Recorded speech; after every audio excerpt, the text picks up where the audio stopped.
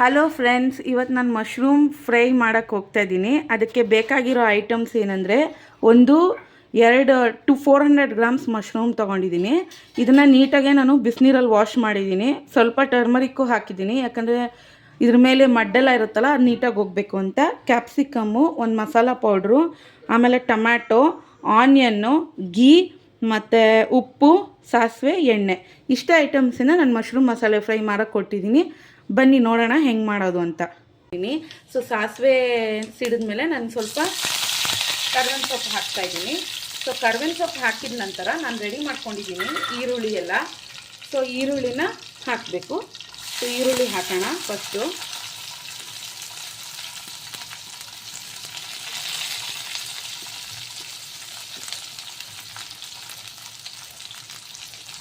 So ಈರುಳ್ಳಿ ಚೆನ್ನಾಗಿ fry ಮಾಡ್ಕೊಳ್ಳೋಣ.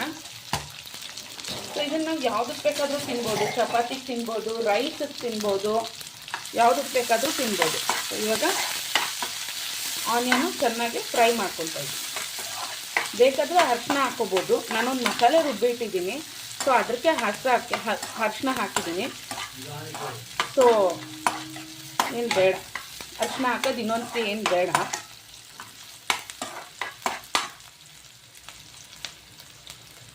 ಈಗ ಇದಕ್ಕೆ ಕ್ಯಾಪ್ಸಿಕಮ್ನ ಹಾಕ್ತೀನಿ. ಕ್ಯಾಪ್ಸಿಕಮ್ ಹಚ್ಚಿಟ್ಕೊಂಡಿರ್ತೀನಿ. ಸೊ ಕ್ಯಾಪ್ಸಿಕಮ್ ಹಾಕ್ತೀನಿ. ಚೆನ್ನಾಗಿ ಫ್ರೈ ಮಾಡ್ಕೊಳ್ಳೋದು. ಕೆಂಪು ಬಣ್ಣ ತನಕ ಬರೋ ತನಕ ಕಾಯೋ ಅವಶ್ಯಕತೆ ಏನಿಲ್ಲ. ಈರುಳ್ಳಿ ಇಮಿಡಿಯೇಟಾಗಿ ನಾವು ಕ್ಯಾಪ್ಸಿಕಮ್ ಹಾಕ್ಬೋದು. ಚೆನ್ನಾಗಿ ಬೈಕೊಳುತ್ತೆ, ಫ್ರೈ ಆಗುತ್ತೆ. ಚೆನ್ನಾಗಿ ಫ್ರೈ ಆಗಲಿ.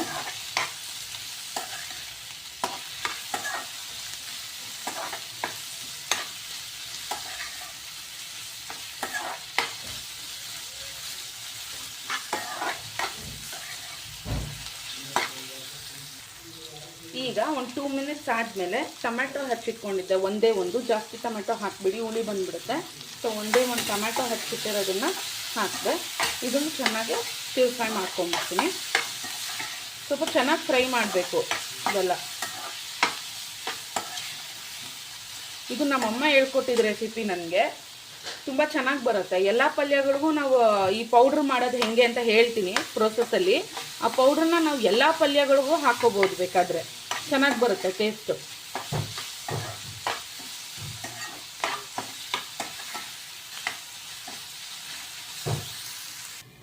ಸೊ ಈ ಥರ ಇದನ್ನು ಕ್ಲೋಸ್ ಮಾಡಿದ್ದೀನಿ. ಸ್ವಲ್ಪ ಹೊತ್ತು ಅದು ಬೇಯಲಿ ಚೆನ್ನಾಗಿ ಅಂತ.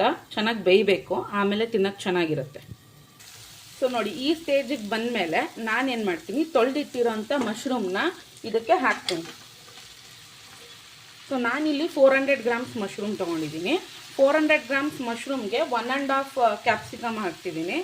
ಆಮೇಲೆ ಒಂದೇ ಒಂದು ಟೊಮ್ಯಾಟೊ, ಒಂದೇ ಒಂದು ಈರುಳ್ಳಿ ಅಷ್ಟೇ. ಏನೋ ಎಕ್ಸ್ಟ್ರಾ ಆ್ಯಡ್ ಮಾಡೋ ಹಂಗಿಲ್ಲ. ಚೆನ್ನಾಗಿ ಒಂದು ಸತಿ ಮಿಕ್ಸ್ ಮಾಡ್ಕೊಂಬಿಡ್ತೀನಿ. ನಾನು ಮಶ್ರೂಮ್ನೇನು ಫಸ್ಟೇ ಫ್ರೈ ಮಾಡಿಲ್ಲ. ಬಿಕಾಸ್ ಮಶ್ರೂಮ್ ನಾವು ಫಸ್ಟೇ ಫ್ರೈ ಮಾಡಿದ್ರೆ ಆ ವಾಟ್ರೆಲ್ಲ ಎವಾಪ್ರೇಟ್ ಆಗೋಗುತ್ತೆ. ಆ್ಯಕ್ಚುಲಿ ಮಶ್ರೂಮ್ ವಾಟರ್ ತುಂಬ ಬೆನಿಫಿಷಿಯಲ್ ಇದೆ ನಮ್ಮ ಬಾಡಿಗೆ. ಆ್ಯಂಟಿ ಆಕ್ಸಿಡೆಂಟ್ಸ್ ಎಲ್ಲ ಮಶ್ರೂಮ್ ವಾಟರೆಲ್ಲ ಇರೋದು. ಸೊ ಅದನ್ನು ನಮ್ಮ ಬಾಡಿಗೆ ತುಂಬ ಒಳ್ಳೆಯದು, ನಮ್ಮ ದೇಹಕ್ಕೂ ತುಂಬ ಒಳ್ಳೆಯದು. ಸೊ ಅದಕ್ಕೆ ಮಶ್ರೂಮ್ ವಾಟರ್ನ ನಾನು ಎವಾಪ್ರೇಟ್ ಮಾಡಲ್ಲ. ಅದನ್ನು ಲೈಕ್ ಗ್ರೇವಿ ಥರನೇ ಬರುತ್ತೆ, ಚೆನ್ನಾಗಿರುತ್ತೆ ತಿನ್ನೋದು ಕೂಡ. ಸೊ ಈ ಥರ ಮತ್ತೆ ಲಿಡ್ ಕ್ಲೋಸ್ ಮಾಡಿ ಮಶ್ರೂಮ್ ಎಲ್ಲ ಮಿಕ್ಸ್ ಮಾಡಿದ್ದೀನಲ್ಲ, ಅದನ್ನು ಕುದಿಯೋಕ್ಕೆ ಇಟ್ಟಿದ್ದೀನಿ. ಸೊ ನೋಡೋಣ ಆಮೇಲೆ ಹೆಂಗೆ ಪ್ರೋಸೆಸ್ ಬರುತ್ತೆ ಅಂತ. ಈಗ ತೆಗ್ದಿದ್ದೀನಿ, ಲಿಡ್ ತೆಗ್ದಿದ್ದೀನಿ. ಮಶ್ರೂಮ್ ಬೇಯೋಕ್ಕೆ ಅಷ್ಟು ಟೈಮ್ ತೊಗೊಳ್ಳಲ್ಲ. ಸೊ ನೋಡಿ, ವಾಟರ್ ಎಲ್ಲ ರಿಲೀಸ್ ಮಾಡಿದೆ, ಮಶ್ರೂಮ್ ವಾಟರ್ ಎಲ್ಲ ರಿಲೀಸ್ ಮಾಡಿದೆ. ಇದನ್ನೇ ನಾನು ಹೇಳಿದ್ದು ಬಿಸಾಕಬಾರ್ದು ಅಂತ, ಎವಾಪ್ರೇಟು ಹಾಕಬಾರ್ದು.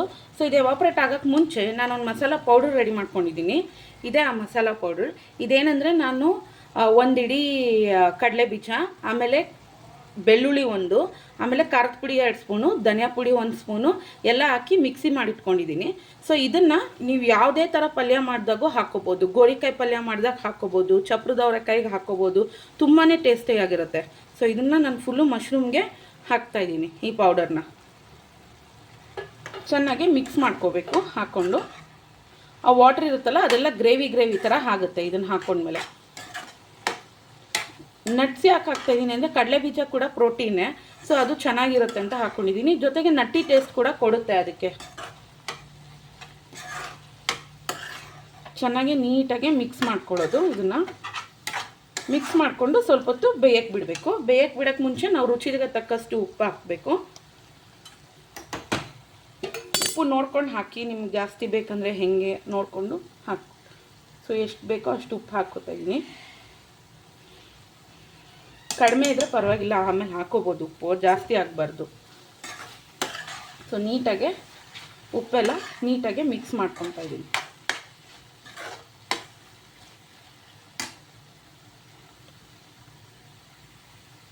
ಸೊ ಇದು ಮಕ್ಕಳಿಗೆ ಲಂಚ್ ಬಾಕ್ಸ್ಗೆ ಎಲ್ಲದಕ್ಕೂ ತುಂಬ ಚೆನ್ನಾಗಿರುತ್ತೆ.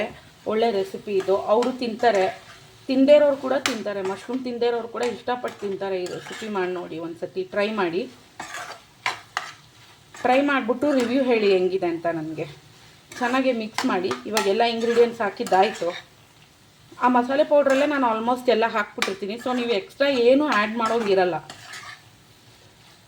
ನೀಟಾಗಿ ಮಿಕ್ಸ್ ಮಾಡಿಕೊಂಡು ಮತ್ತೆ ಒಂದು 2 to 3 ಮಿನಿಟ್ಸ್ ಬೇಯೋದಕ್ಕೆ ಇಡ್ತೀನಿ ಲೋ ಫ್ಲೇಮಲ್ಲಿ. ಹೈ ಫ್ಲೇಮಲ್ಲಿ ಇಟ್ಟರೆ ಮಸಾಲೆ ಎಲ್ಲ ತಳ ಎತ್ಬಿಡುತ್ತೆ. ಸೊ ಲೋ ಫ್ಲೇಮಲ್ಲಿ ಲಿಡ್ ಕ್ಲೋಸ್ ಮಾಡಿ ಮತ್ತೆ ಬೇಯಕ್ಕೆ ಇಡ್ತೀನಿ. ಸೊ ಈಗ ಇದು ಕಂಪ್ಲೀಟ್ಲಿ ಬಾಯ್ಲ್ ಆಗಿದೆ. ಸೊ ಈ ಪಾಯಿಂಟಲ್ಲಿ ನಾನು ಸ್ವಲ್ಪ ಒಂದು 2 ಸ್ಪೂನ್ ತುಪ್ಪ ಹಾಕೋತೀನಿ. ತುಪ್ಪ ಆಪ್ಷನಲ್ಲು, ನಿಮಗೆ ಬೇಕಾದರೆ ಹಾಕೋಬೋದು, ಇಲ್ಲದೇ ಇದ್ರೆ ಸ್ಕಿಪ್ ಮಾಡ್ಬೋದು. ತುಪ್ಪ ಯಾಕಂದರೆ ಈಗ ಮಕ್ಕಳೆಲ್ಲ ತಿಂತಾರಲ್ವ, ಮಕ್ಕಳು ತಿನ್ನೋದಕ್ಕೆ ತುಪ್ಪ ತುಂಬ ಚೆನ್ನಾಗಿರುತ್ತೆ, ಅಂದರೆ ತುಂಬ ಒಳ್ಳೆಯದವ್ರಿಗೆ. ಸೊ ಅದಕ್ಕೆ ತುಪ್ಪ ಒಂದು 2 ಸ್ಪೂನ್ ಹಾಕಿ ನೀಟಾಗಿ ಮಿಕ್ಸ್ ಮಾಡ್ಕೊತೀನಿ.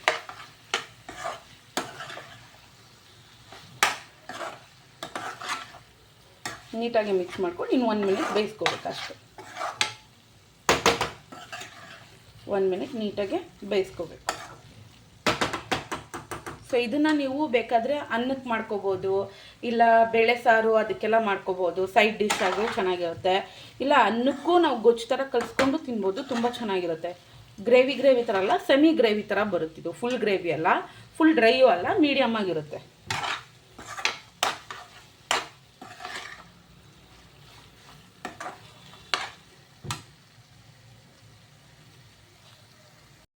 ಈಗ ನಾನು ಮಾಡಿರೋ ಈ ಮಶ್ರೂಮ್ ಗ್ರೇವಿನ ನಮ್ಮ ಡ್ಯಾಡಿಗೆ ಕೊಡ್ತೀನಿ, ಅಪ್ಪಕ್ಕೆ ಕೊಡ್ತಾಯಿದ್ದೀನಿ. ಅಪ್ಪ ಟೇಸ್ಟ್ ಮಾಡಿ ಹೇಳ್ತಾರೆ ಹೆಂಗಿದೆ ಅಂತ.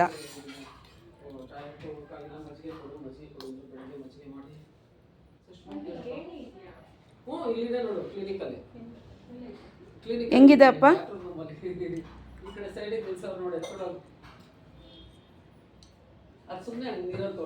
ಹೆಂಗಿದೆ ಮಶ್ರೂಮು? ತುಂಬ ರುಚಿಯಾಗಿದೆ. ಹೌದಾ? ತುಂಬ ರುಚಿಯಾಗಿದೆ, ಟೇಸ್ಟಿಯಾಗಿದೆ. ಚಿಕನ್ಗೆ ಇದು ಸಬ್ಸ್ಟಿಟ್ಯೂಟ್ ಮಾಡ್ಬೋದಾ? ಆಲ್ಟರ್ನೇಟಿವ್ ಇದು ಅಲ್ವಾ? ಇವಾಗ ಕಾರ್ತಿಕ್ ಮಾಸ ಆಗಿರೋದ್ರಿಂದ ಶ್ರಾವಣ ಮಾಸ ಆಲ್ಟರ್ನೇಟಿವ್ ಆಗಿ ಇದನ್ನ ತಿನ್ಬೋದು. ತುಂಬ ರುಚಿಯಾಗಿದೆ. ಚೆನ್ನಾಗಿ ಮಾಡಿದ್ದೀರಾ.